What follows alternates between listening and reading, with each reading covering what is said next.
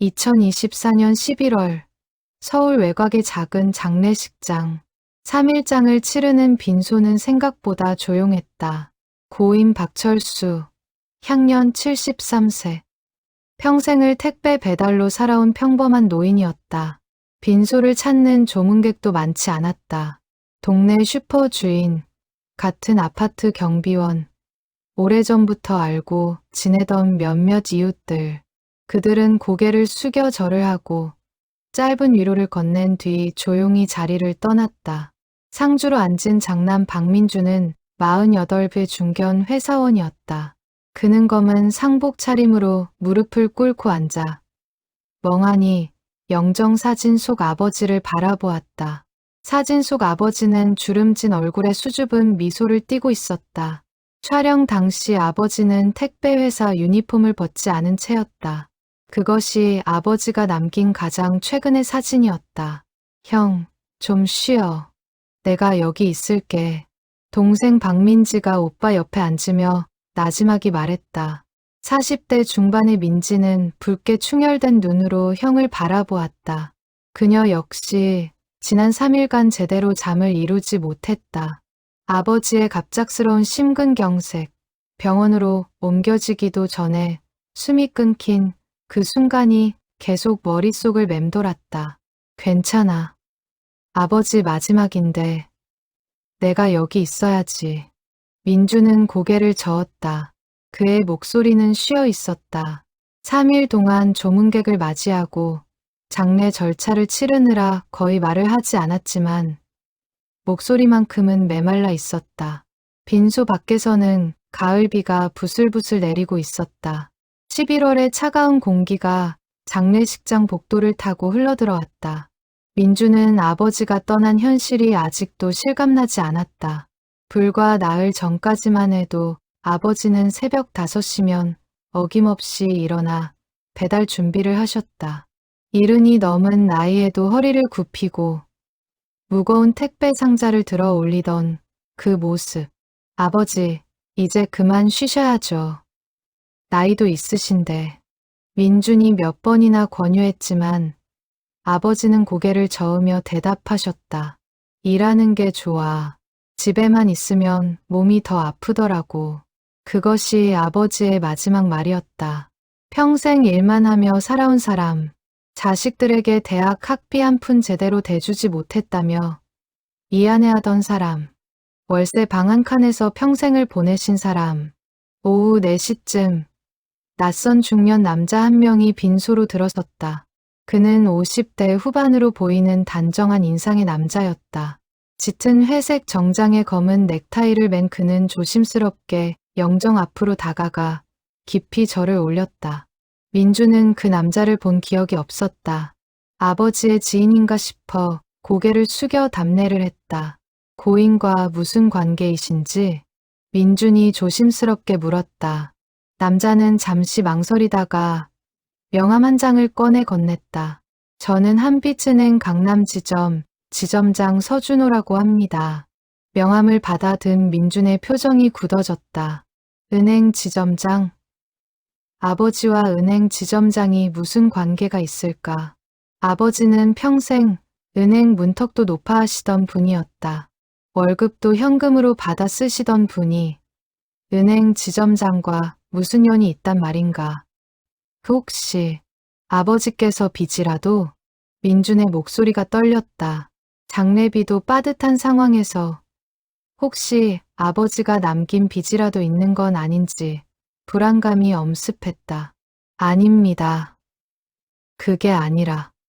서준호 지점장은 잠시 주저하다가 조용히 말을 이었다. 고인께서 저희 은행에 계좌를 가지고 계셨습니다. 그런데 그 계좌가 조금 특별한 계좌라서 직접 찾아뵙게 되었습니다. 특별한 계좌요? 민주는 고개를 갸웃거렸다. 아버지가 은행 계좌를 가지고 있었다는 것도 의외였지만 그것이 특별하다는 말은 더욱 이해가 가지 않았다. 빈소가 아닌 다른 곳에서 말씀드려도 될까요? 조금 민감한 내용이라서요. 서준호 지점장의 표정은 진지했다. 민주는 민지와 눈빛을 교환한 뒤 고개를 끄덕였다. 셋은 장례식장 1층 로비의 한적한 구석 소파로 자리를 옮겼다. 서준호는 검은 서류 가방에서 봉투 하나를 꺼냈다. 그 안에는 통장 한 권과 몇 장의 서류가 들어 있었다. 이것이 고인 박철수님의 계좌입니다. 통장을 펼쳐 보인 순간 민준과 민지의 눈이 크게 떠졌다. 잔액란에 찍혀 있는 숫자 32억 7,400만 원. 이게 뭐죠? 민준의 입에서 떨리는 목소리가 새어나왔다. 민지는 말도 하지 못한 채 통장을 빤히 쳐다보았다. 숫자가 잘못 찍힌 건 아닐까? 아니면 누군가의 장난인가? 하지만 통장에는 분명히 아버지의 이름이 적혀 있었다. 저희도 처음에는 놀랐습니다. 고인께서 돌아가셨다는 부고를 받고 계좌 정리 과정에서 이 계좌를 발견했습니다. 서준호 지점장이 차분하게 설명했다. 이 계좌는 1983년에 개설되었습니다. 그리고 지난 41년간 매달 일정 금액이 입금되고 출금되어 왔습니다. 41년? 민지가 되물었다. 1983년이면 자신이 태어나기도 전이었다. 아버지는 그때부터 이런 계좌를 가지고 계셨단 말인가. 그런데 이 돈이 어디서 나온 건가요? 민준이 물었다. 아버지는 평생 택배 일을 하며 근근히 생활하셨다. 월급은 많아야 200만 원 남짓. 그런 아버지가 어떻게 32억이라는 거금을 모을 수 있었단 말인가. 서준호는 통장 내역을 펼쳐 보였다. 매달 초 일정 금액이 입금됩니다. 그리고 매달 말 그 금액의 대부분이 여러 곳으로 출금됩니다. 출금 내역을 보시면 민주는 통장 내역을 따라 눈을 움직였다. 출금 항목에는 이름들이 적혀 있었다. 응응장학재단, 응응병원, 사회복지법인 응응, 고아원 응응의 집, 그리고 출금액은 매번 수십만 원에서 수백만 원까지 다양했다. 이게 대체... 민주는 고개를 들어 서준호를 바라보았다. 고인께서는 41년간 이 계좌를 통해 익명으로 기부를 해오신 것으로 보입니다. 서준호의 말에 빈손은 정적에 휩싸였다. 익명 기부, 41년간, 32억. 민준의 머릿속이 하얗게 변했다. 아버지는 평생 가난하게 사셨다. 자식들 학비도 제때 못 내셔서 민주는 대학 시절 내내 학자금 대출을 받아야 했다. 민지는 고등학교 때 아르바이트를 하며 용돈을 벌었다. 아버지는 늘 미안해하셨다. 더 잘해주지 못해 미안하다고. 좋은 아버지가 되지 못해 미안하다고. 그런 아버지가 41년간 수십억을 기부해왔다는 것인가. 이건 말이 안 됩니다. 우리 아버지는 택배 일로 겨우 생계를 이어가셨어요. 이렇게 큰 돈을 가지고 계셨을 리가. 민지가 떨리는 목소리로 말했다. 그것이 저희도 궁금했습니다. 서준호가 또 다른 서류를 꺼냈다. 그래서 계좌 내역을 정밀하게 조사해봤습니다. 입금 출처를 추적한 결과 서류에는 응응부동산, 응응건물 임대료 같은 항목들이 빼곡히 적혀 있었다. 고인께서는 1980년대 초반 서울 외곽 지역의 땅을 구입하셨습니다. 그리고 그 땅이 1990년대 개발 지역으로 편입되면서 건물이 들어섰고 그 임대 수익이 매달 이 계좌로 입금되어 온 것입니다. 민주는 눈을 감았다. 아버지가 땅을 가지고 계셨다니. 건물 임대 수익이 있었다니. 그런데 왜 그걸 숨기셨을까? 왜 우리에게는 한마디도 하지 않으셨을까? 건물은 지금도 네, 현재 상업지역에 위치한 3층 건물입니다. 1층은 편의점, 2층과 3층은 사무실로 임대 중입니다. 매달 약 1,000만 원 정도의 임대료가 발생하고 있습니다. 민지는 손으로 입을 막았다. 눈물이 주르르 흘러내렸다. 그럼 아버지는 그 돈으로 우리를 도와주실 수 있었는데 왜 고인께서 남기신 유언장이 있습니다. 서준호가 마지막 서류를 꺼냈다. 그것은 아버지의 손글씨로 쓰인 편지였다. 민주는 떨리는 손으로 편지를 받아들었다. 아버지의 서툰 글씨체가 눈에 들어왔다. 민준아, 민지야. 이 편지를 읽을 때쯤이면 아버지는 너희 곁에 없겠구나. 아버지가 숨겨온 비밀을 이제야 말하게 되어 미안하다. 그리고 고맙다. 너희를 가난하게 키워 미안하고 너희가 그런 아버지를 원망하지 않고 자라줘서 고맙다. 민준의 손이 떨렸다. 편지를 읽는 그의 눈에서 눈물이 떨어져 종이를 적셨다. 밤 11시 빈소로 돌아온 남매는 말없이 아버지의 영정을 바라보았다. 사진 속 아버지는 여전히 수줍게 미소 짓고 있었다. 택배 유니폼을 입은 채 평범한 노동자의 모습으로. 하지만 이제 그들이 아는 아버지는 더 이상 그저 평범한 사람이 아니었다. 32억, 41년, 익명 기부. 그 단어들이 머릿속에서 맴돌았다. 민주는 아버지가 남긴 편지를 다시 꺼내 들었다. 편지에는 아직 읽지 못한 부분이 남아 있었다. 아버지에겐 너희보다 먼저 만난 아이들이 있었다. 그 아이들의 이야기를 이제 너희에게 들려주고 싶구나. 민지가 오빠의 어깨에 머리를 기댔다. 오빠, 아버지가 뭘 숨기신 거야? 민주는 대답하지 못했다. 그는 다시 편지를 읽기 시작했다. 아버지의 이야기는 이제 시작이었다. 편지는 1979년으로 거슬러 올라갔다. 1979년 봄. 아버지는 25살이었다. 그의 아버지는 서울로 올라와 작은 공장에서 일하기 시작했지. 전라도 시골에서 올라온 촌놈이 할 수 있는 일은 많지 않았다. 민주는 편지를 읽으며 고개를 들어 영정사진을 바라보았다. 사진 속 70대 노인의 얼굴에서 25 청년의 모습을 상상하기란 쉽지 않았다. 공장은 구로동에 있었어. 섬유 공장이었지. 아버지는 거기서 원단을 나르고 기계를 청소하고 허드레시를 했다. 월급은 3만 원. 그 돈으로 월세 5천 원짜리 쪽방을 얻고 하루 두 끼를 겨우 해결했단다. 1979년의 서울은 빠르게 변하고 있었다. 아버지 박철수가 처음 서울역에 내렸을 때 그의 눈에 비친 것은 끝없이 솟아오르는 건물들과 쉴 새 없이 오가는 사람들이었다. 시골에서는 상상할 수 없던 풍경이었다. 공장 기숙사 대신 쪽방을 택한 이유는 단순했다.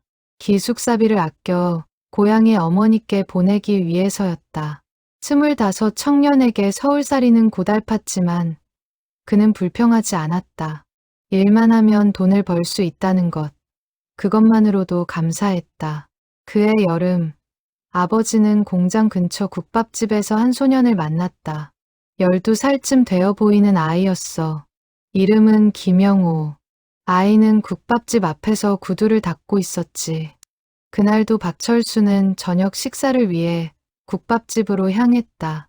500원짜리 국밥 한 그릇이 그의 저녁이었다. 국밥집 앞에 쪼그리고 앉아있던 소년이 그를 불러 세웠다. 아저씨, 구두 닦아드릴까요? 200원만 주세요. 소년의 목소리는 앙상하게 마른 몸만큼이나 가늘었다. 박철수는 자신이 신고 있는 낡은 운동화를 내려다보았다. 구두도 아닌 운동화를 닦아달라니 아이가 얼마나 절박한지 알 수 있었다. 운동화는 안 닦아. 박철수가 고개를 저으며 말했다. 소년의 얼굴에 실망이 스쳤다. 그럼 100원만이라도. 밥은 먹었어? 박철수가 물었다. 소년은 고개를 저었다. 오늘 아직 못 먹었어요. 박철수는 주머니를 뒤져 1,000원짜리 지폐를 꺼냈다. 그날 남은 전 재산의 절반이었다. 국밥 한 그릇 먹어. 구두 안 닦아도 돼. 소년의 눈이 휘둥그레졌다. 정말요? 근데 아저씨는요? 나는 집에 라면 있어. 괜찮아. 거짓말이었다. 집에는 라면도 없었다. 하지만 박철수는 웃으며 국밥집 안으로 들어가 주인 아주머니에게 말했다. 아주머니, 저 애 국밥 한 그릇 주세요. 고기 많이 넣어주시고. 그날 밤 박철수는 굶었다. 하지만 이상하게 마음이 따뜻했다. 그 후로 박철수는 국밥집 앞에서 영호를 자주 만났다. 아이는 구두 닦기로 하루 벌어 하루 먹고 사는 처지였다. 부모는 일찍 돌아가셨고 친척집을 전전하다가 결국 혼자가 되었다고 했다. 학교는 안 다녀? 박철수가 물었다. 돈이 없어서요.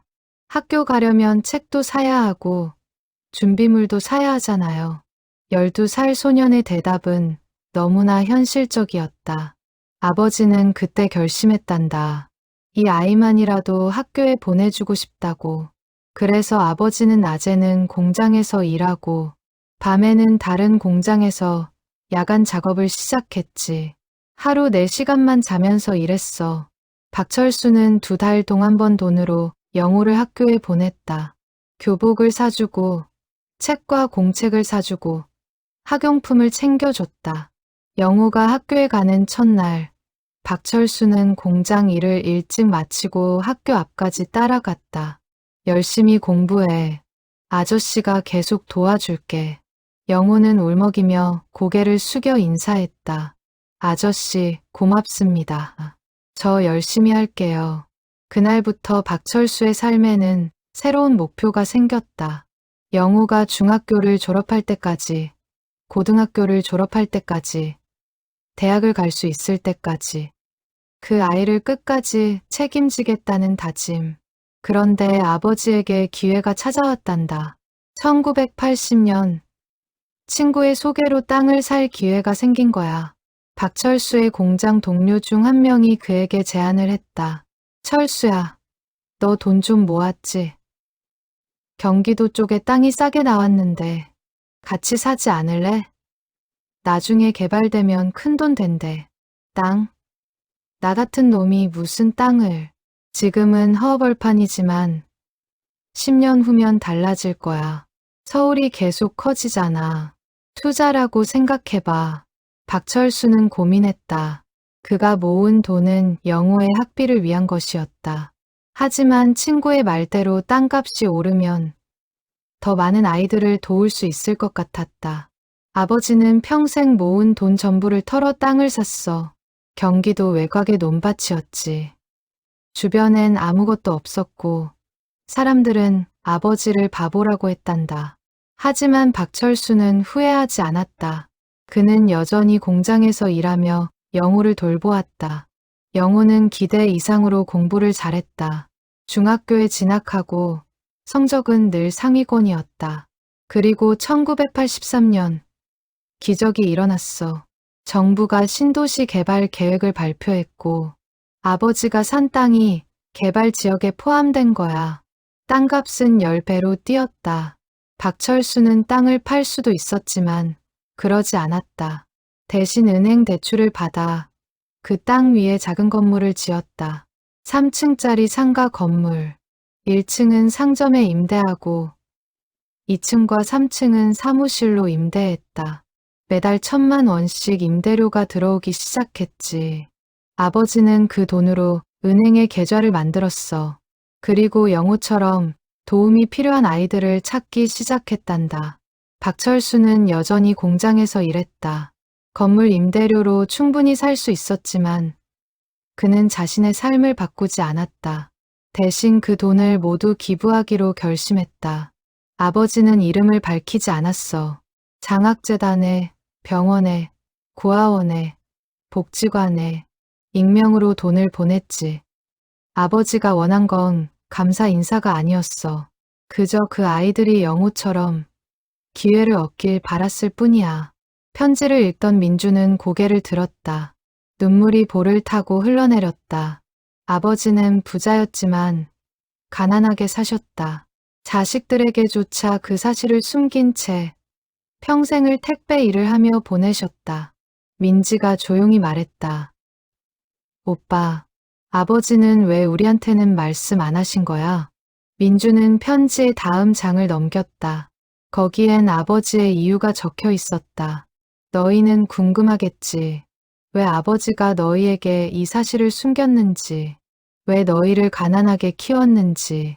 이제 그 이유를 이야기하려고 한다. 민주는 떨리는 손으로 편지를 이어 읽었다. 장례식장 빈소는 깊은 밤, 고요했다. 밖에서는 여전히 가을비가 내리고 있었다. 1985년, 너희 어머니를 만났을 때 아버지는 이미 기부를 시작한 지 2년째였다.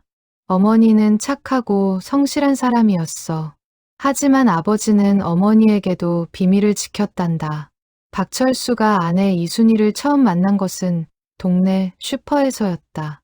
순희는 슈퍼 계산대에서 일하고 있었고 박철수는 그곳의 단골 손님이었다.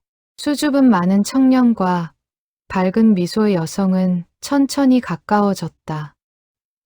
저 다음 주 일요일에 시간 있으세요? 박철수가 용기를 내어 물었다. 순희는 웃으며 고개를 끄덕였다. 두 사람은 연애를 시작했고 1년 후 결혼했다. 결혼식은 소박했다. 친척과 친구 몇 명만 모인 작은 식당에서의 식사 모임이 전부였다. 신혼집은 월세 10만 원짜리 단칸방이었다. 여보, 나중에 돈 모으면 우리 집 하나 사요. 순이가 남편의 손을 잡으며 말했다.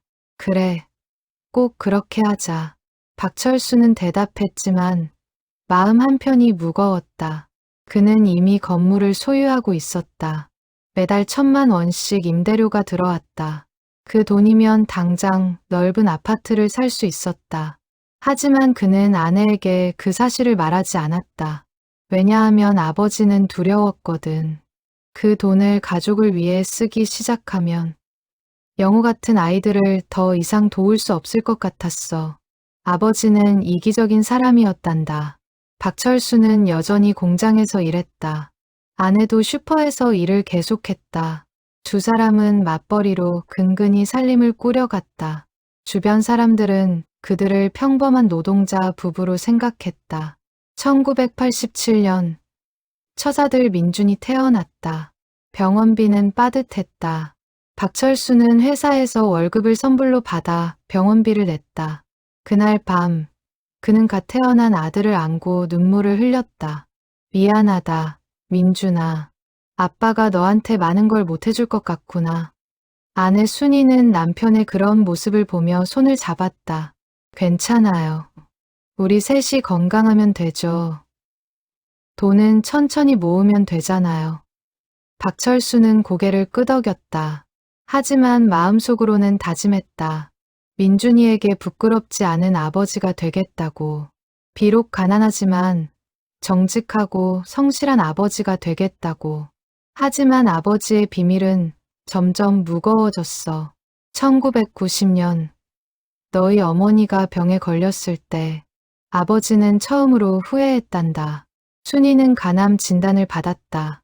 의사는 수술이 필요하다고 했다. 수술비는 1,000만 원. 당시 박철수의 월급으로는 감당할 수 없는 금액이었다. 여보, 우리 집이라도 팔까요? 순이가 걱정스러운 얼굴로 말했다. 하지만 그들에게는 팔 집도 없었다. 월세 방이 전부였다. 박철수는 밤새 고민했다. 은행에 있는 돈을 쓸 수 있었다. 그 계좌에는 이미 수억 원이 쌓여 있었다. 하지만 그 돈을 쓰면 그동안 도왔던 아이들은 어떻게 되나? 장학금을 받지 못하는 아이들은, 수술비를 받지 못하는 환자들은, 아버지는 결국 은행 대출을 받았어. 그리고 3년 동안 그 빚을 갚았지. 어머니는 수술을 잘 받았고 다행히 회복했단다. 순이는 퇴원 후 남편에게 말했다. 여보, 고마워요. 당신이 이렇게 고생하는데 제가 아프면 안 되는데. 괜찮아. 당신이 건강한 게 제일 중요해. 박철수는 웃었지만 마음속으로는 자책했다. 만약 그가 비밀 계좌에 돈을 썼다면 아내는 더 좋은 병원에서 더 좋은 치료를 받을 수 있었을 것이다. 하지만 그는 그렇게 하지 않았다. 아버지는 비겁한 사람이었어. 가족보다 남을 먼저 생각한 이기적인 사람이었지. 1992년 둘째 민지가 태어났다. 또다시 병원비를 마련하느라 박철수는 동분서주했다. 친척에게 돈을 빌리고 회사에 월급 선불을 요청했다. 주변 사람들은 박철수를 동정, 어린 눈으로 바라보았다. 철수 씨, 애가 둘이나 되니 힘들겠어요. 괜찮습니다. 제가 열심히 일하면 되죠. 박철수는 웃으며 대답했다. 하지만 퇴근 후 집으로 가는 길에 그는 자신의 선택이 옳은 것인지 끊임없이 자문했다. 민준이가 초등학교에 입학했을 때 아버지는 택배 일을 시작했어. 공장 일보다 택배 일이 돈을 조금 더 벌 수 있었거든. 박철수는 1995년부터 택배 배달을 시작했다. 새벽 5시에 일어나 밤 9시까지 일했다. 하루 평균 100회 이상의 택배를 배달했다. 허리와 무릎이 아팠지만 그는 쉬지 않았다. 아빠, 오늘도 늦게 오셨어요? 8살 민준이가 졸린 눈으로 아버지를 맞이했다. 응, 미안하다. 아빠가 일이 좀 많아서. 박철수는 아들의 머리를 쓰다듬었다. 아들의 운동화는 낡아 있었다. 새 운동화를 사주고 싶었지만 이번 달 생활비도 빠듯했다. 그의 아버지는 건물 임대료를 올렸어. 월 1,000만 원에서 1,500만 원으로. 그 돈으로 더 많은 아이들을 도왔지. 박철수의 비밀 계좌에서는 매달 1,500만 원 가까운 돈이 출금되었다. 대학 장학금, 수술비, 고아원 지원금, 복지관 후원금. 그의 손길이 닿은 곳은 점점 늘어났다. 하지만 너희에게는 미안한 일이 계속 생겼어. 민준이 중학생이 되었을 때 학원비를 낼 돈이 없었다. 친구들은 모두 학원을 다녔지만 민준은 혼자 집에서 공부했다. 아빠, 저도 학원 다니고 싶어요. 미안하다, 민준아. 조금만 기다려라. 아빠가 돈 모아서 꼭 보내줄게. 하지만 그 약속은 지켜지지 않았다. 민주는 고등학교 내내 학원 한번 다니지 못했다. 민지도 마찬가지였다. 고등학교 때 교복이 낡았지만 새 교복을 사줄 여력이 없었다.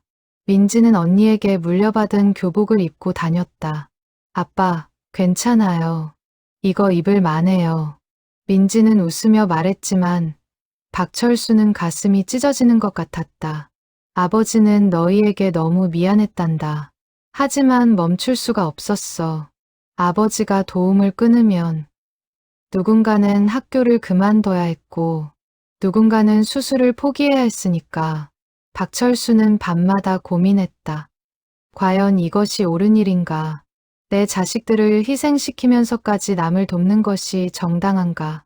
하지만 그는 멈추지 않았다. 그리고 아버지는 너희가 원망하지 않기를 바랐어. 가난한 아버지를 미워하지 않기를 바랐지. 그래서 아버지는 더욱 열심히 일했단다. 적어도 게으른 아버지는 되지 말자고. 적어도 성실한 모습은 보여주자고. 민준이 대학에 합격했을 때 박철수는 눈물을 흘렸다. 축하한다, 민준아. 정말 자랑스럽다. 아빠, 저 학자금 대출 받아서 다닐게요. 아빠는 걱정하지 마세요.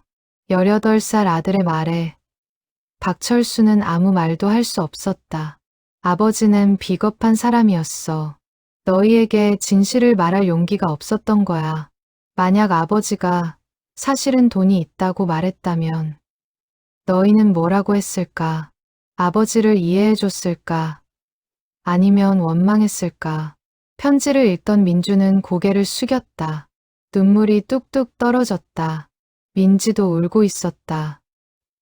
오빠, 나는 아버지를 원망한 적이 있어.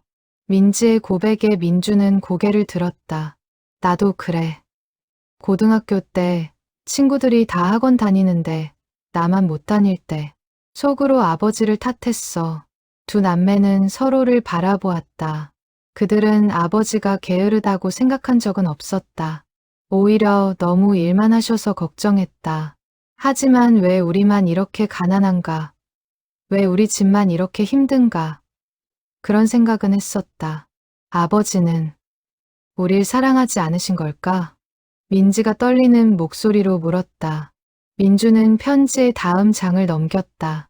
거기에는 아버지의 마지막 고백이 적혀 있었다. 사랑하지 않은 게 아니야. 너무 사랑했기에 더 말할 수 없었던 거란다.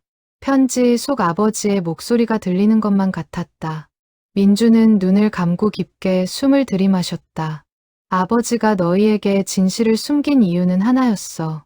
너희가 돈 때문에 인생을 망치지 않기를 바랐기 때문이야. 박철수는 1990년대 중반 주변에서 많은 사람들이 돈 때문에 변하는 모습을 봤다.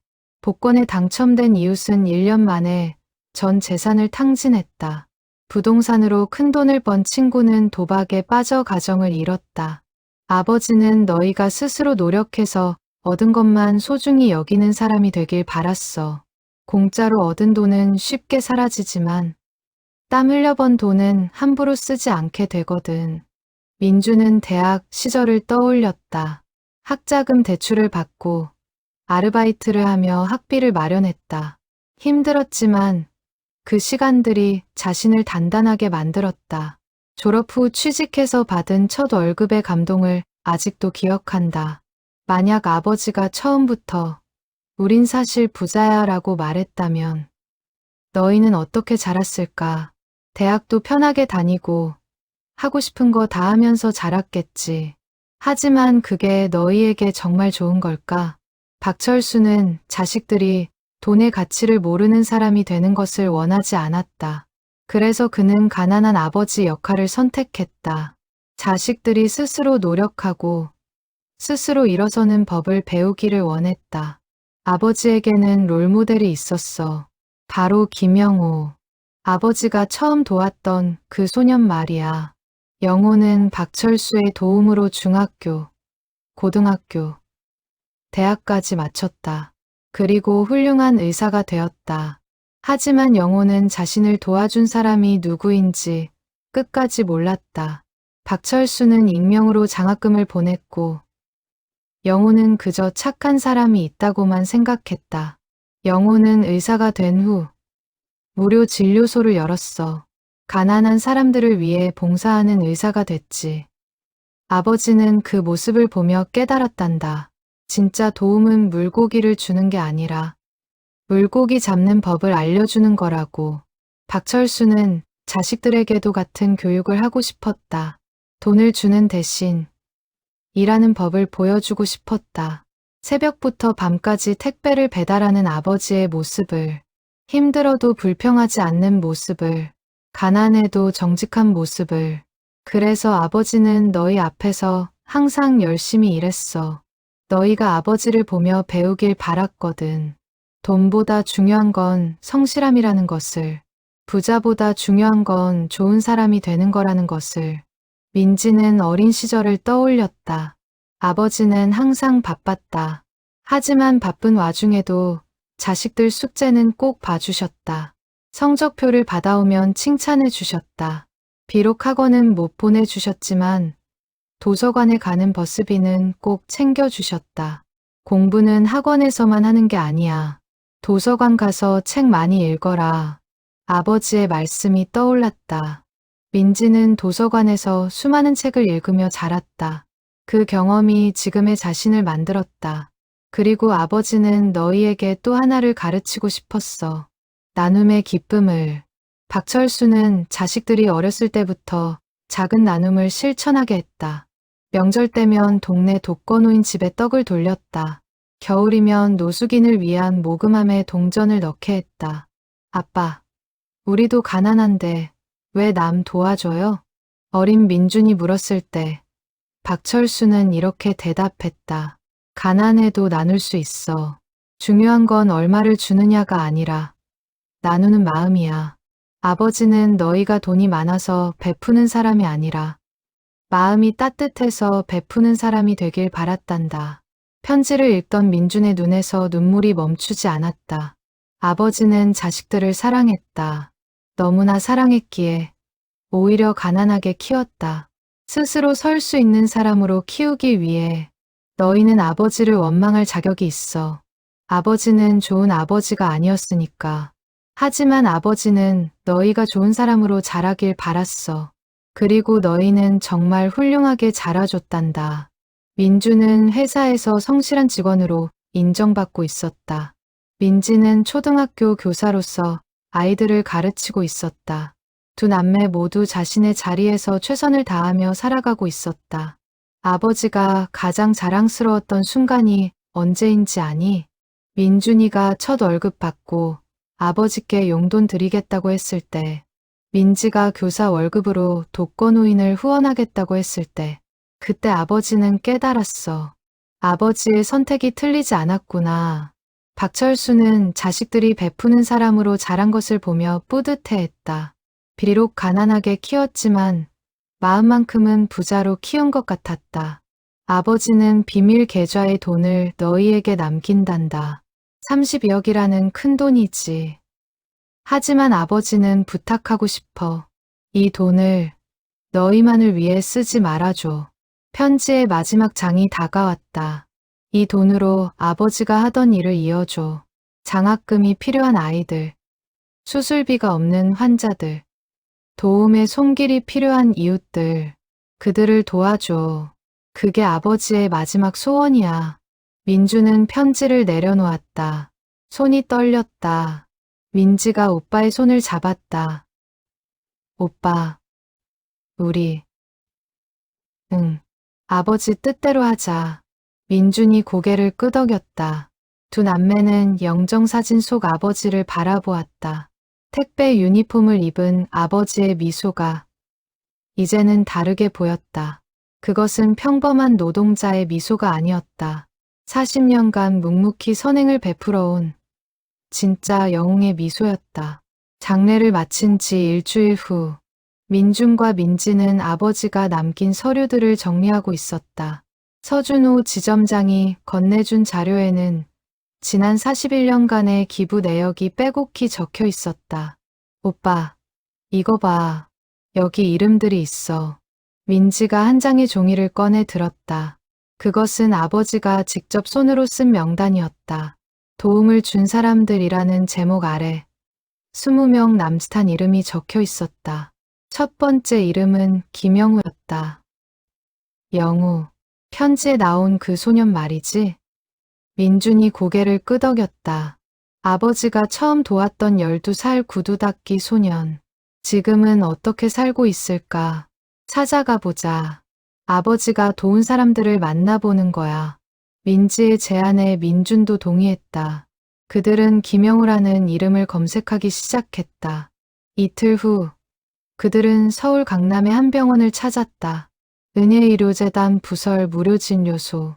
간판 아래에는 원장 김영우라는 명패가 걸려 있었다. 민준과 민지는 서로를 바라보며 긴장한 표정을 지었다. 들어가 볼까? 진료소 문을 열고 들어서자 대기실에는 10명 남짓한 환자들이 앉아 있었다. 대부분 나이 지긋한 어르신들이었다. 간호사가 다가와 물었다. 진료 보러 오셨어요? 아니요. 원장님을 뵙고 싶은데요. 예약하셨나요? 아니요. 갑자기 찾아뵈어서 죄송합니다. 박철수라는 분과 관련해서 할 말씀이 있어서요. 간호사는 잠시 의아한 표정을 짓더니 안으로 들어가 원장에게 전했다. 잠시 후 50대 중반의 의사가 나왔다. 김영우 원장이었다. 박철수 님이라고 하셨나요? 그의 얼굴에 놀라움이 스쳤다. 네, 저희는 박철수의 자녀들입니다. 아버지께서 얼마 전 돌아가셨는데. 민준의 말에 김영우의 표정이 굳어졌다. 돌아가셨다고요? 박철수 아저씨가? 그는 잠시 멍하니 서 있다가 두 남매를 진료실로 안내했다. 진료실 책상 위에는 가족 사진이 놓여 있었다. 김영우와 그의 아내, 그리고 두 자녀가 웃고 있는 사진이었다. 박철수 아저씨, 정말 돌아가신 겁니까? 김영우의 목소리가 떨렸다. 네, 지난달에 갑작스럽게. 민지가 조심스럽게 대답했다. 김영우는 고개를 숙였다. 그의 눈가가 붉어졌다. 아저씨를 다시 못 뵌 지가 벌써 10년도 넘었는데 마지막 인사도 못 드렸네요. 원장님, 혹시 저희 아버지와 저를 살려주신 분입니다. 김영호가 고개를 들어 두 남매를 바라보았다. 제가 12살 때였어요. 부모님 돌아가시고 거리에서 구두 닦기로 살았죠. 그때 박철수 아저씨를 만났습니다. 김영호는 천천히 이야기를 시작했다. 1979년 여름, 국밥집 앞에서 구두를 닦던 소년 시절, 처음 밥을 사주고 학교에 보내준 그 청년. 김영호는 그때의 기억을 또렷이 간직하고 있었다. 아저씨는 제게 학비를 대주셨어요. 중학교, 고등학교, 대학교까지. 하지만 누가 도와주는지는 끝까지 말씀 안 하셨죠. 그럼 원장님은 어떻게? 대학 졸업할 때쯤 우연히 알게 됐어요. 장학재단에서 실수로 후원자 이름이 적힌 서류를 보내왔거든요. 그때 처음 알았죠. 박철수 아저씨였다는 걸. 김영호는 서랍에서 낡은 사진 한 장을 꺼냈다. 1990년대 초반으로 보이는 사진이었다. 젊은 김영호가 의사 가운을 입고 있었고 옆에는 박철수가 서 있었다. 의대 졸업하고 제가 처음으로 아저씨를 찾아갔어요. 감사 인사를 드리러요. 사진 속 박철수는 쑥스러운 듯 웃고 있었다. 아저씨는 제게 말씀하셨어요. 고맙다는 말은 나한테 하지 말고 너도 누군가를 도와주면 된다고. 김영호는 그 말을 평생 가슴에 새겼다. 그래서 돈을 많이 버는 의사가 되기보다 가난한 사람들을 돕는 의사가 되기로 결심했다. 그래서 이 무료 진료소를 열었습니다. 의료 혜택을 받지 못하는 분들을 위해서요. 민주는 목이 메었다. 아버지가 한 소년을 도왔고 그 소년은 수백 명의 환자를 돕고 있었다. 선행이 선행을 낳은 것이다. 아버지께서 원장님께 해주신 말씀, 저희에게도 같은 말씀을 남기셨어요. 민지가 편지를 꺼내 보였다. 김영호는 편지를 읽으며 눈물을 흘렸다. 역시 아저씨다우시네요. 끝까지 남을 먼저 생각하시는. 김영호는 책상 서랍에서 봉투 하나를 꺼냈다. 사실 저도 매달 익명으로 장학금을 보내고 있어요. 아저씨처럼 제가 받은 도움을 다음 세대에게 물려주는 거죠. 민주는 그제야 깨달았다. 아버지의 선행은 멈추지 않았다. 아버지가 도운 사람들이 또 다른 사람들을 돕고 있었다. 그것이 진짜 기부의 의미였다. 원장님, 저희도 아버지의 뜻을 이어가려고 합니다. 혹시 도움이 필요한 곳이 있다면 이 진료소만으로도 한 달에 약 500만 원 정도 적자가 나요. 약값, 의료기기 비용 때문에 후원이 있으면 더 많은 분들을 도울 수 있겠죠. 민준과 민지는 고개를 끄덕였다. 저희가 돕겠습니다. 매달 정기 후원으로요. 김영호는 고개를 저었다. 돈도 감사하지만 그것보다 더 중요한 걸 부탁드리고 싶어요. 뭔가요? 박철수 아저씨의 이야기를 세상에 알려주세요. 익명으로 40년간 선행을 베푼 분이 계셨다는 걸. 그래야 더 많은 사람들이 나눔의 가치를 깨닫지 않을까요? 민주는 잠시 생각했다. 아버지는 평생 익명을 고집하셨다. 하지만 이제 아버지는 계시지 않았다. 그리고 아버지의 이야기는 많은 사람들에게 희망이 될 수 있었다. 그렇게 하겠습니다. 진료소를 나서며 민지가 오빠에게 물었다. 오빠, 우리 다음은 누굴 만나볼까? 민주는 명단을 펼쳤다. 두 번째 이름이 눈에 들어왔다. 이미선 마이너스 1987년 수술비 지원. 이분을 찾아가 보자. 두 남매의 여정은 이제 시작이었다. 이미선이라는 이름을 추적하는 데는 사흘이 걸렸다. 1987년, 당시 10살이었던 이미선은 선천성 심장병으로 수술이 필요했다. 하지만 부모는 수술비를 마련할 형편이 되지 않았다. 그때 익명의 후원자가 나타나 1,000만 원을 기부했고 이미선은 수술을 받을 수 있었다. 경기도 수원에 사신대요. 민지가 조사한 정보를 오빠에게 보여줬다. 이미선은 지금 40대 후반의 주부였다. 두 아이의 엄마이기도 했다. 주말, 민준과 민지는 수원의 한 아파트를 찾았다. 초인종을 누르자 따뜻한 인상의 중년 여성이 문을 열었다. 이미선 씨 맞으십니까? 네, 그런데 누구세요? 민준은 명함을 건넸다. 저는 박민준이라고 합니다. 박철수의 아들이고요. 어머니께서 1987년에 심장수술을 받으셨는데 그때 수술비를 익명으로 후원한 분이 저희 아버지셨습니다. 이미선의 눈이 커졌다. 정말요? 그 후원자 분이. 그녀는 두 남매를 집 안으로 안내했다.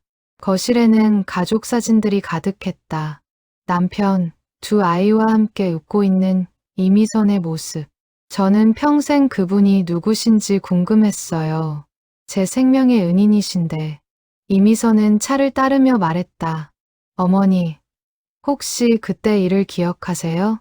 어떻게 잊겠어요. 저는 죽을 뻔했거든요. 이미선은 천천히 기억을 되짚었다. 1987년 겨울, 10살 소녀였던 이미선은 학교에서 쓰러졌다. 병원으로 옮겨진 그녀는 선천성 심장판막증 진단을 받았다. 의사는 즉시 수술이 필요하다고 했지만 수술비는 당시로서는 거금인 1,000만 원이었다. 아버지는 공장 노동자셨고 어머니는 식당에서 일하셨어요.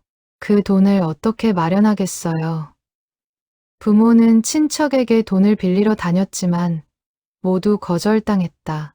이미선은 병원 침대에 누워 부모가 우는 모습을 봤다. 그때 한 분이 오셨어요. 병원 사무실에서 일하시는 분이었는데 익명의 후원자가 수술비 전액을 기부했다고 알려주셨죠. 이미선의 부모는 믿을 수 없다는 표정이었다. 누가, 왜, 낯선 아이의 수술비를 내주는가. 후원자가 누구냐고 물었지만 끝끝내 알려주지 않으셨어요. 그저 좋은 일 하시는 분이라고만 하셨죠. 이미선은 수술을 받았고 성공적으로 회복했다. 퇴원 후 부모는 후원자를 찾으려 애썼지만 흔적을 찾을 수 없었다. 저는 그분 덕분에 살았어요. 그리고 이렇게 가정을 꾸리고 아이들을 키우고 있죠. 이미선은 가족 사진을 가리켰다. 큰아이는 중학생이에요. 작은아이는 초등학교 4학년이고요. 만약 제가 그때 수술을 못 받았다면 이 아이들은 태어나지도 못했겠죠. 민지는 가슴이 뭉클해졌다. 아버지가 한 사람을 살렸고 그 한 사람이 새로운 생명들을 세상에 데려왔다. 아버지께서 돌아가시기 전에 남기신 말씀이 있어요. 민준이 편지의 일부를 읽어줬다. 이미선은 눈물을 닦으며 고개를 끄덕였다. 은인께서 그런 분이셨군요. 저도 뭔가 하고 싶어요. 받은 은혜를 갚고 싶어요. 어머니께선 이미 하고 계세요. 민지가 말했다. 두 아이를 사랑으로 키우시는 것. 그것만으로도 아버지께서 원하신 일이에요. 이미선은 한동안 울었다. 그리고 다짐했다. 자신도 언젠가 누군가를 도울 수 있는 사람이 되겠다고. 이미선의 집을 나서며 민주는 명단의 세 번째 이름을 확인했다. 최준호 -1995년 장학금 지원. 이분은 대학생 때 장학금을 받으신 분이네. 민지가 노트북으로 검색을 시작했다. 최준호라는 이름은 흔했지만 나이와 지역을 좁혀 찾아보니 한 명이 특정되었다. 오빠, 이 사람 같아. 지금 서울에서 변호사로 일하고 계시대. 며칠 후 그들은 서울 종로의 한 법률사무소를 방문했다. 정의 법률사무소. 작지만 깔끔한 사무실이었다. 접수대에서 약속을 확인한 후 그들은 최준호 변호사의 방으로 안내되었다. 50대 초반의 최준호 변호사는 온화한 인상의 남자였다. 박철수 님의 자녀분들이시라고요? 네, 아버지께서 1995년에 변호사님께 장학금을 지원하셨던 걸로 알고 있는데요. 최준호는 깊은 한숨을 내쉬었다. 그 은인분이 박철수 님이셨군요. 그는 책장에서 낡은 파일 하나를 꺼냈다. 그 안에는 장학금 증서와 편지가 들어 있었다. 제가 대학교 2학년 때였어요. 집안 형편이 어려워 학교를 그만둘 뻔했죠. 그때 장학재단에서 연락이 왔어요. 익명의 후원자가 4년 학비 전액을 지원하겠다고. 최준호는 그 돈 덕분에 대학을 마치고 사법고시에 합격했다. 판사가 될 수도 있었지만 그는 변호사를 택했다. 왜 변호사를 선택하셨어요? 가난한 사람들을 돕고 싶었어요. 제가 받은 도움을 다른 이들에게 돌려주고 싶었죠. 최준호는 주로 무료 법률 상담을 하고 있었다. 경제적 어려움으로 변호사를 선임할 수 없는 사람들을 위해 한 달에 절반 이상은 무료 변론이에요. 돈은 안 되지만 보람은 있죠. 민주는 고개를 끄덕였다. 아버지가 도운 사람들은 모두 다시 누군가를 돕고 있었다. 변호사님, 저희도 아버지의 뜻을 이어가려고 해요. 혹시 도움이 필요한 곳이 있으시면 그럼 제가 부탁 하나 드려도 될까요? 최준호가 파일 하나를 꺼냈다. 이 사건 좀 봐주세요. 한 어르신이 보이스피싱 사기를 당했어요. 전 재산 3천만 원을 잃었죠. 경찰에 신고했지만 돈을 찾기는 어려울 것 같고 이 어르신 이제 생활비도 없어요. 민주는 파일을 받아들었다. 저희가 도와드리겠습니다. 최준호는 고개를 숙여 감사를 표했다. 박철수 님 같은 분이 더 많았으면 좋겠어요. 세상이 조금 더 따뜻해질 텐데. 사무실을 나서는 길, 민지가 말했다. 오빠, 아버지가 도운 사람들이 모두 착한 사람들이네. 아버지가 사람 보는 눈이 있으셨나 봐. 민준이 웃으며 대답했다. 하지만 명단에는 아직 17명의 이름이 남아 있었다. 그들의 여정은 계속되었다. 다음 한 달 동안 민준과 민지는 아버지가 도운 사람들을 차례로 찾아갔다. 네 번째는 박지훈이었다. 2000년에 고아원에서 자란 박지훈은 대학 진학을 포기하려 했다. 하지만 익명의 후원자가 4년간 장학금을 지원했고 그는 컴퓨터공학을 전공해 지금은 IT 기업의 개발자로 일하고 있었다.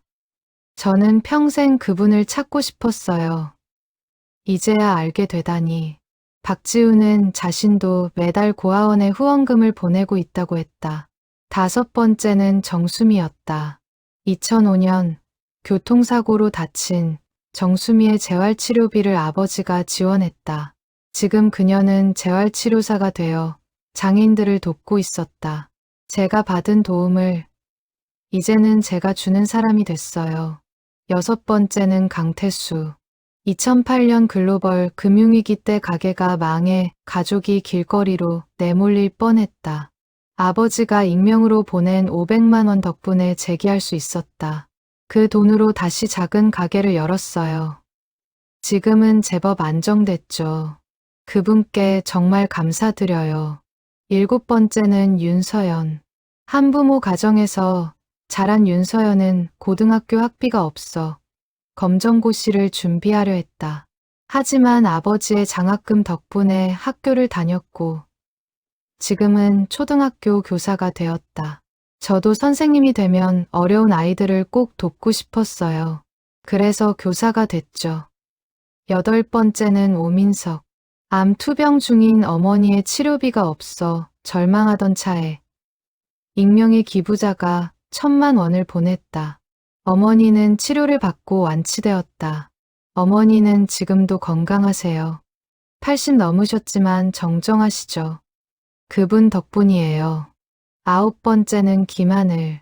선천적 청각장애를 가진 김하늘은 인공화 후 수술이 필요했지만 비용이 없었다. 아버지가 수술비를 지원했고 김하늘은 수술 후 소리를 들을 수 있게 되었다. 처음 소리를 들었을 때의 그 감동을 잊을 수 없어요. 저는 그분께 제 인생을 비췄어요. 지금 김하늘은 수화 통역사로 일하며 청각장애인들을 돕고 있었다. 10번째는 이재훈. 가정폭력으로 쉼터에 들어간 이재훈은 16살에 가출했다. 거리에서 떠돌던 그를 복지관에서 발견했고 그곳에서 아버지가 후원하는 프로그램에 참여할 수 있었다. 그 프로그램 덕분에 검정고시를 보고 대학에도 갔어요. 지금은 사회복지사로 일하고 있죠. 이재훈은 자신처럼 어려운 청소년들을 위한 쉼터를 운영하고 있었다. 민준과 민지는 한 사람 한 사람을 만나며 깨달았다. 아버지는 단순히 돈을 준 것이 아니었다. 희망을 준 것이었다. 그리고 그 희망은 다시 다른 사람들에게 전해지고 있었다. 오빠, 우리 아버지 정말 대단한 분이셨어. 민지가 눈물을 닦으며 말했다. 응, 평범한 택배 기사였지만 진짜 영웅이셨어. 그들은 명단의 마지막 10명을 만나기 위해 다시 길을 나섰다.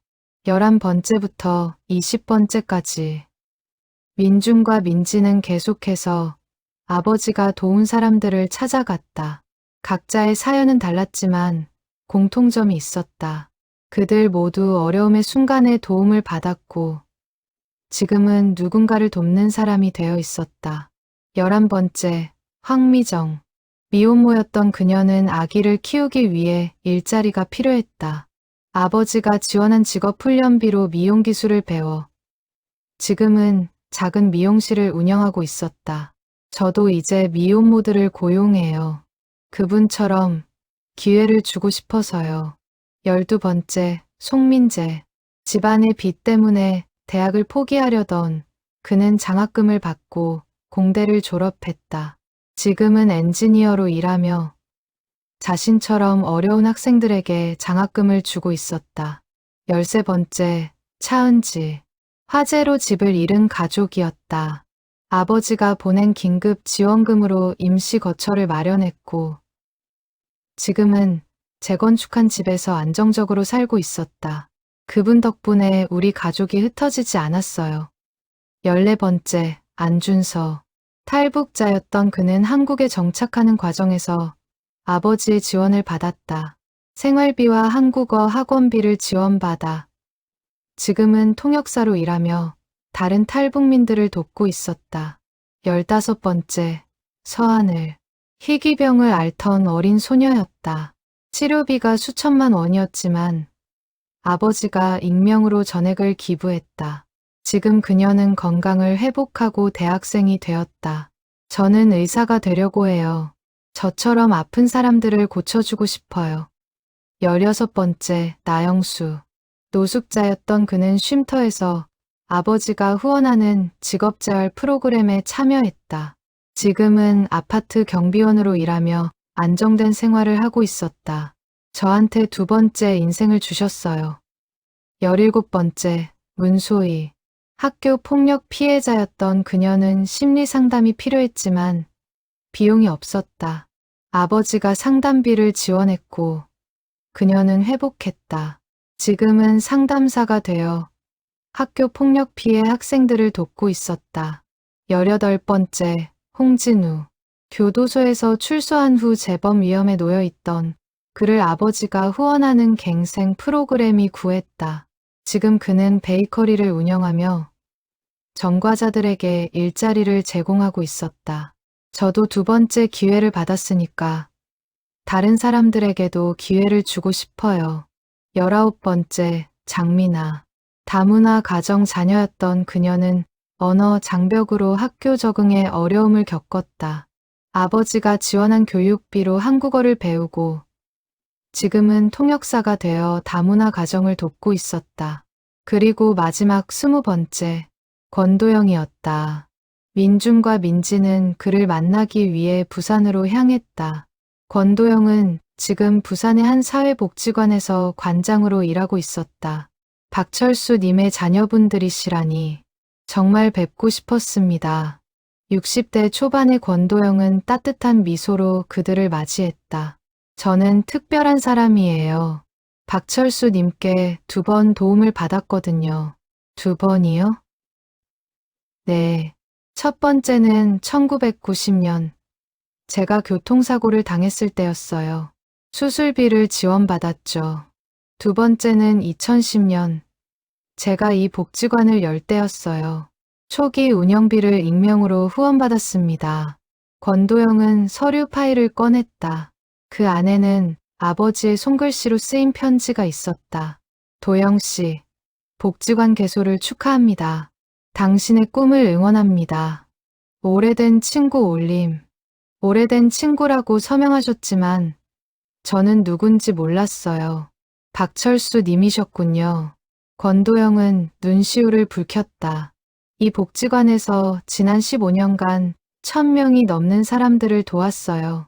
모두 박철수 님 덕분이에요. 민주는 아버지의 편지를 바라보았다. 아버지의 필체가 눈에 선했다. 아버지께서 정말 많은 분들을 도우셨네요. 아니에요. 박철수 님은 돈만 주신 게 아니에요. 희망을 주셨어요. 우리 모두에게. 권도영의 말에 민지는 고개를 끄덕였다. 20명의 사람들. 아버지가 직접 도운 사람들은 20명이었지만 그들이 다시 도운 사람들까지 합치면 수천 명이 넘었다. 아버지의 선행은 끝나지 않았다. 계속해서 이어지고 있었다. 아버지가 도운 20명의 사람들을 모두 만난 후 민준과 민지는 다시 서준호 지점장을 찾아갔다. 그들에게는 결정해야 할 일이 남아 있었다. 바로 32억 원의 사용처. 두 분 결정하셨습니까? 서준호가 물었다. 네, 저희는 아버지의 뜻대로 하려고 해요. 민준이 대답했다. 32억 원을 모두 기부하실 건가요? 전부는 아니에요. 저희도 고민을 많이 했어요. 민지가 서류를 꺼냈다. 그들이 일주일 동안 준비한 계획서였다. 우선 10억 원은 박철수 장학재단을 설립하는 데 사용하려고 해요. 매년 장학금으로 어려운 학생들을 돕는 거죠. 5억 원은 김영우 원장님의 무료진료소와 권도영 관장님의 복지관에 기부하려고 해요. 3억 원은 긴급 지원 기금으로 남겨두려고요. 갑작스럽게 도움이 필요한 사람들을 위해서요. 서준호는 고개를 끄덕이며 들었다. 그럼 나머지 14억은요? 민준과 민지는 서로를 바라보았다. 나머지는 저희가 쓰려고 해요. 하지만 사치스럽게 쓰지는 않을 거예요. 민지가 덧붙였다. 우선 아버지께서 평생 사신 월세방을 정리하고 작은 아파트를 하나 마련하려고 해요. 아버지 영정을 모실 공간이 필요하니까요. 그리고 저희 자녀들 교육비로 일부 사용할 거예요. 아버지께서 우리한테 못 해주신 것들을 우리 아이들한테는 해주고 싶어요. 나머지는 저희가 계속 일하면서 천천히 쓰려고요. 필요한 만큼만요. 서준호는 미소 지었다. 현명한 판단이십니다.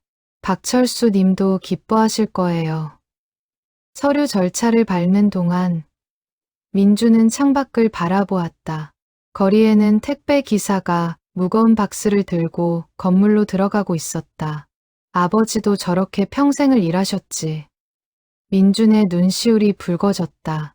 한 달 후 박철수 장학재단 현판식이 열렸다. 작은 사무실이었지만 많은 사람들이 모였다. 김영우 원장, 최준호 변호사, 이미선, 그리고 아버지가 도운 20명의 사람들. 그들 모두가 참석했다. 오늘 이 자리는 박철수 님을 기리는 자리입니다. 민준이 말을 시작했다. 아버지는 평생 택배 배달을 하시며 사셨습니다.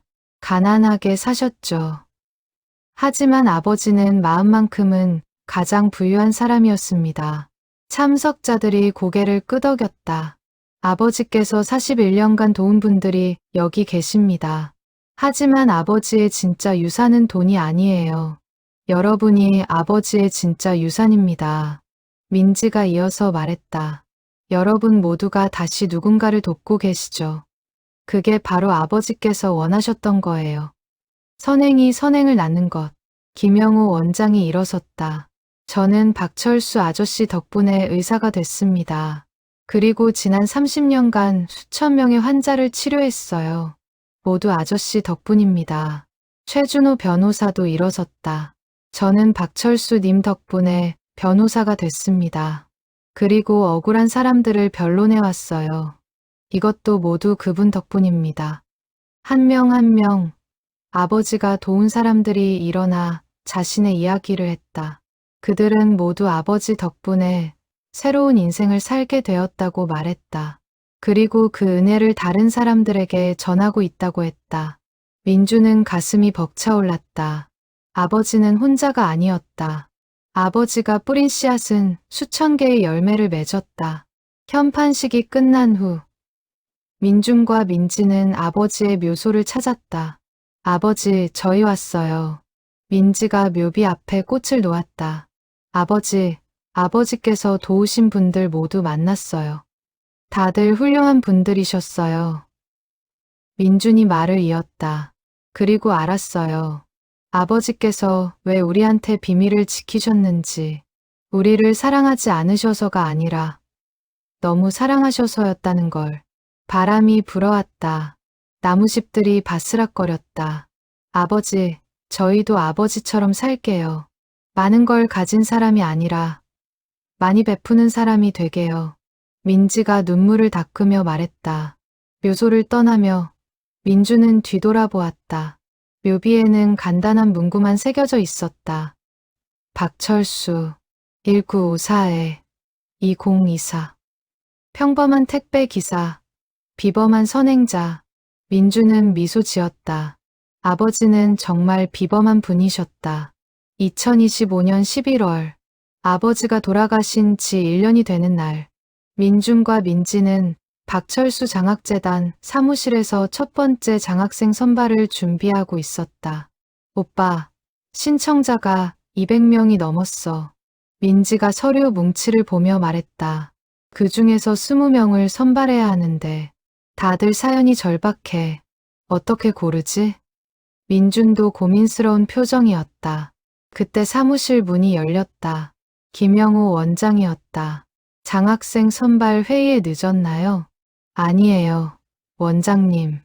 이제 시작하려던 참이에요. 김영우는 서류들을 훑어보았다.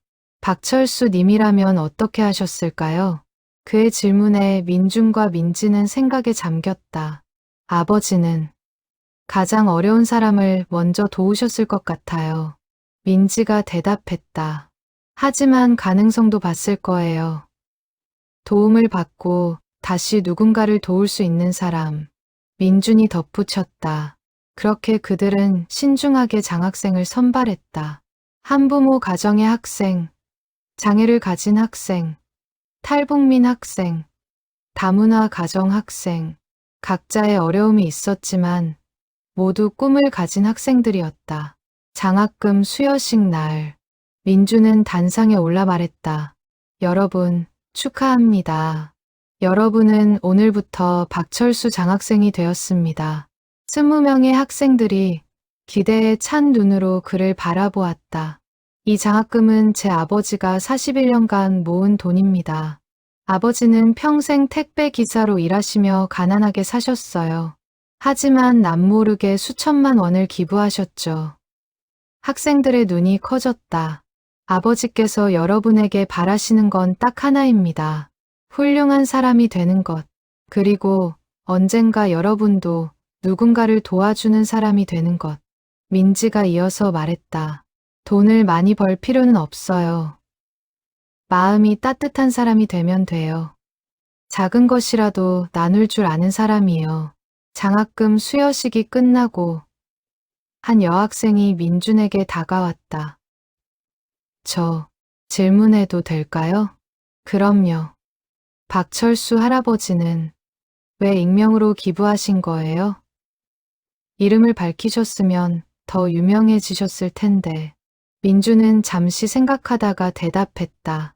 아버지는 유명해지고 싶지 않으셨어요. 감사 인사도 원하지 않으셨고요. 그저 도움이 필요한 사람을 돕고 싶으셨을 뿐이에요. 근데 그게 더 어려운 거 아닌가요? 아무도 모르게 선행을 한다는 게 어렵죠. 하지만 그게 진짜 선행이에요.